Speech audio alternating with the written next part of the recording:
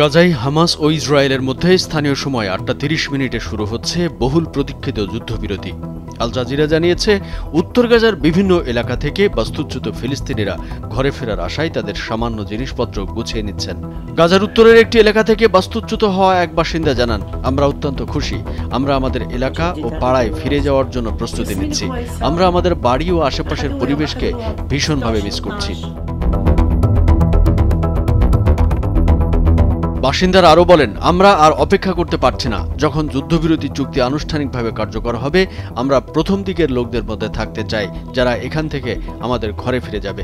আরও একজন বাস্তুচ্যুত নারী একই উচ্ছ্বাস প্রকাশ করেছেন। তিনি বলেন, আমি খুশি, কারণ আমি আমার এলাকা ও মূল স্থানে ফিরে যাব।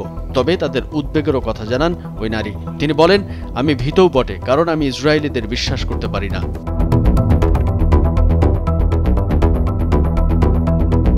বাস্তুচ্যুত এসব বাসিন্দারা জানান, আমাদের প্রিয়জন ও সম্পদের ক্ষতির জন্য আমরা এখনো মর্মাহত।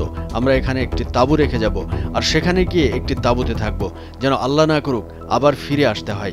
গাজা শহরে যুদ্ধবিরতির প্রস্তুতির মধ্যে সাধারণ মানুষের ঘরে ফেরার প্রত্যাশা যেমন রয়েছে, তেমনি তাদের মনে শঙ্কাও বিরাজ করছে। যুদ্ধবিরতি কার্যকর হলে তারা পুনরায় নিজেদের এলাকায় ফিরে গিয়ে নতুন করে জীবন শুরু করার স্বপ্নও দেখছেন।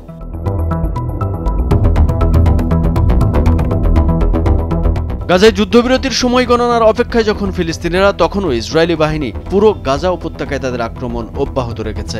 খান ইউনিসে ইসরায়েলি হামলায় এক পরিবারের ৫ সদস্য নিহত হয়েছে।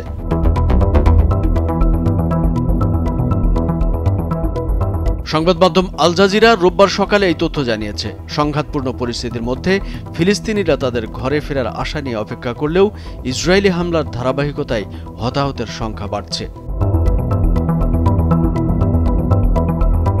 স্থানীয় সূত্রে জানা গেছে, নিহতদের মধ্যে শিশু ও নারীও রয়েছে।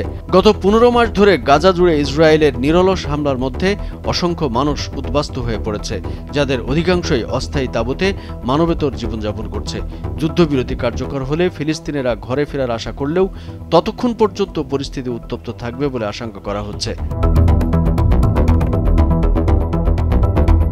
এদিকে ফিলিস্তিনি ইসলামিক জিহাদ হুঁশিয়ারি দিয়েছে, যুদ্ধবিরতি কার্যকর হওয়ার প্রাক্কালে গাজার উপর ইসরায়েলি হামলা অব্যাহত থাকলে তারা আটক জিম্মিদের হত্যা করতে পারে। পিআইজের সামরিক শাখার মুখপাত্র আবু হামজা বলেছেন, যদি যুদ্ধবিরতি কার্যকরের কয়েক ঘন্টা আগে ইসরায়েলি সেনাবাহিনী তাদের হামলা আরও বাড়ায়, তবে এটি তাদের শিশুদের মৃত্যুর কারণ হতে পারে।